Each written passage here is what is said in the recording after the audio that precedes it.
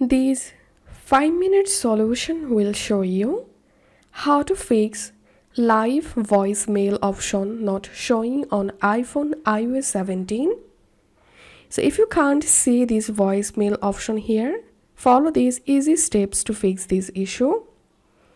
Go to your iPhone settings, scroll down, tap on General, tap on Language and Region, tap on Region, and the voicemail option is only available for Canada and United States.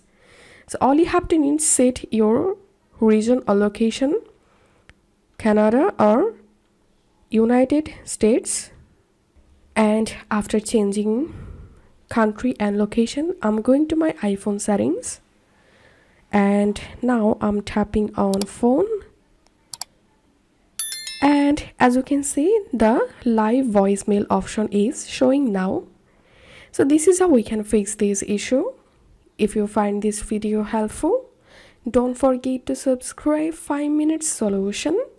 See you in the next video.